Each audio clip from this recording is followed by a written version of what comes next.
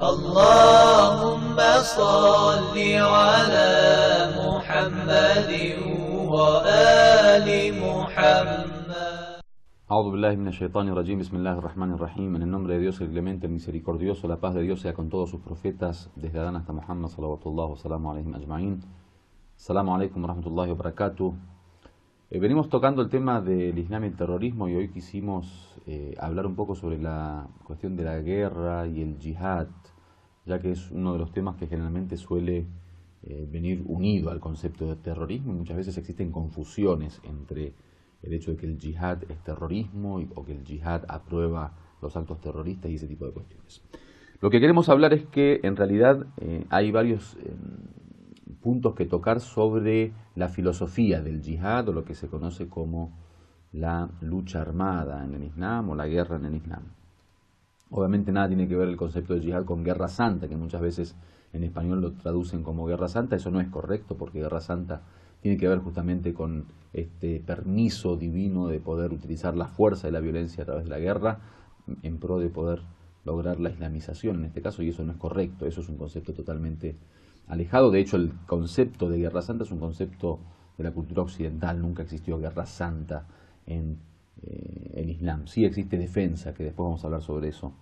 El primer punto que hay que tener en cuenta es que, bueno, al contrario de las sociedades secularizadas, en donde los gobiernos tienen una serie de responsabilidades diferentes a las responsabilidades de la Iglesia o del ámbito religioso, en una sociedad secularizada hay dos campos totalmente distinguidos: el campo del Estado y el campo de la Iglesia. O sea, el campo de la política, de la sociedad, de las leyes y las normas y la Constitución, y el campo de la religión, que está generalmente supeditado a la moral o al ámbito moral, al campo de la ética, de la espiritualidad y de la relación del hombre con Dios.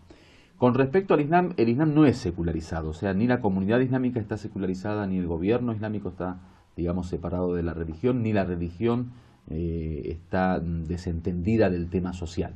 En el Islam existe una unión entre estos dos campos, es decir, que el Islam es a la vez religión y política. El Islam es a la vez iglesia y Estado.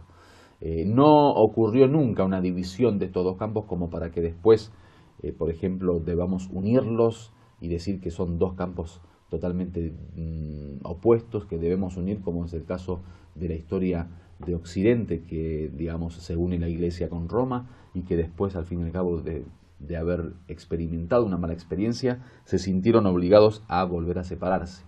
Eso no ocurrió nunca en el Islam, porque el desarrollo histórico del Islam es totalmente diferente al desarrollo histórico de Occidente, tanto del cristianismo como de Roma.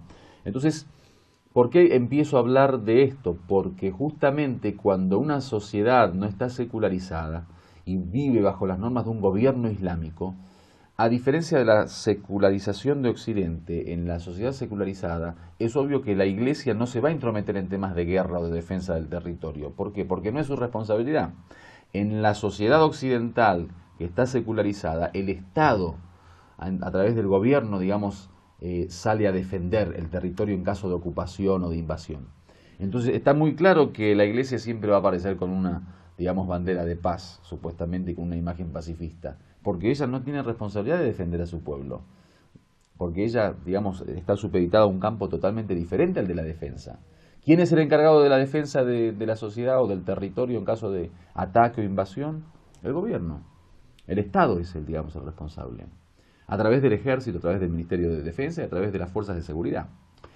Mientras que en una sociedad no secularizada, o sea, bajo las normas de un gobierno islámico, es obvio que el Islam es el único que tiene la obligación de defender a los musulmanes, porque el Islam no es secularizado. El Islam es política y religión al mismo tiempo, es iglesia y Estado al mismo tiempo. Entonces, no es que acá se mezcla con la religión un tema de Estado, no. Lo que pasa es que la religión para nosotros es Estado, la religión para nosotros es política. Entonces, desde la filosofía del yihad, el Estado islámico tiene la obligación de salir a defender a su territorio y a su pueblo en caso de un ataque o una invasión, al igual que el Estado no islámico o secularizado también tiene esa misma obligación. Entonces, no estamos hablando de un fenómeno totalmente extraño, de que el Islam es violencia, que el Islam es guerra. No, el Islam es una religión normal como cualquier religión, con la diferencia que se intromete en los temas sociales, porque creemos que la religión tiene ese rol. porque creemos que los profetas y los enviados de Dios tuvieron ese rol. Además de ser enviados para guiar al hombre espiritualmente, lo envió para guiar al hombre en esta vida, para ordenar las sociedades, para hacer justicia. Eso está correcto. No hay ningún problema en tener un pensamiento así. Podemos discutir después si uno lo acepta o no lo acepta, o si nos conviene o no nos conviene, o si es beneficioso o no. Es otra discusión. Pero no estamos hablando que hay algo raro en el Islam, de que el Islam habla de yihad. No, yihad es la de legítima defensa. Yihad en árabe significa esfuerzo. Esforzarse por cualquier cuestión es hacer yihad. Cuando el esfuerzo es en pro de la defensa de un territorio ocupado por un ejército extranjero, a eso le llaman yihad.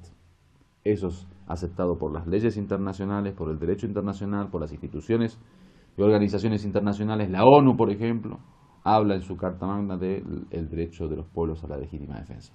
O sea, hoy nadie pone en discusión la legítima defensa de un pueblo. Si un pueblo vive pacíficamente en su territorio, bajo un gobierno aceptado por el pueblo, un ejército extranjero de afuera, que no pertenece a ese Estado, ni a ese gobierno, ni a esa sociedad, ni a ese territorio geográfico, invade la tierra islámica, los musulmanes tienen que salir a defenderse. ¿Cuál es el problema? Esa es la realidad del yihad. ¿Qué diferencia hay entre el yihad y la legítima defensa aprobada y aceptada por todas las instituciones internacionales y el derecho internacional? Entonces hay una gran confusión. Ahora si quiere, después mediáticamente quieren llamar eso terrorismo, problema de los medios. Hay que solucionar el problema de la mentira mediática, no el problema del Islam y los musulmanes. El Islam es muy claro en su lógica, tiene una lógica muy fuerte. Y no lo negamos, sí, hacemos guerra contra aquel que nos ataca. Es un derecho que Dios lo dio, los profetas lo dieron, la revelación, el sentido común, la lógica, la historia, las sociedades, el derecho internacional, todo eso dan derecho al ser humano a defenderse en caso de ocupación, de ataque o de invasión de su territorio. Es nuestro derecho y no tenemos ningún tipo de problema en anunciarlo, en decirlo. Nosotros, sí, como musulmanes, tenemos la obligación de defender nuestra tierra. Eso que tiene que ver con el terrorismo, que tiene que ver con la violencia injustificada, que tiene que ver con la matanza de civiles, que tiene que ver con extremismos y fundamentalismos. Es la práctica de un derecho que nos corresponde, que nos pertenece y del cual somos dueños.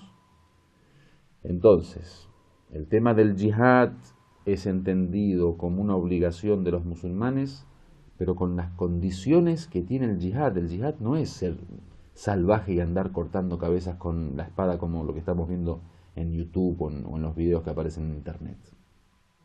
De eso ya hablamos cuando estuvimos tocando el tema del terrorismo, estamos en contra de eso. Y ya dimos nuestra teoría sobre el tema. Pero nada tiene que ver aquello con el concepto de yihad, que es simplemente la lucha y con las condiciones, como dije. Hoy en día tenemos libros con 10 tomos que hablan sobre las condiciones del yihad. O sea, no es el caos hecho violencia. No es una cuestión desordenada, no es una cuestión sin condiciones. Tenemos narraciones claras y leyes coránicas que hablan sobre las normas de que la guerra se puede dar únicamente en un campo de batalla, no se puede dar en el medio de la sociedad o en el medio de un pueblo. Tenemos narraciones claras que hablan que solamente se puede hacer la guerra contra un ejército armado. Tenemos narraciones que dicen que está prohibido matar civiles, matar animales, cortar árboles, perjudicar a los enfermos, a las mujeres, a los ancianos, a los religiosos. O sea, hay muchas cuestiones. No voy a poder hablar ahora de todo eso porque no es nuestro tema, pero quiero decir que el yihad tiene ese sentido en el Islam. Walhamdulillahi Rabbil Alamin. Wassalamu alaikum wa rahmatullahi wa barakatuh.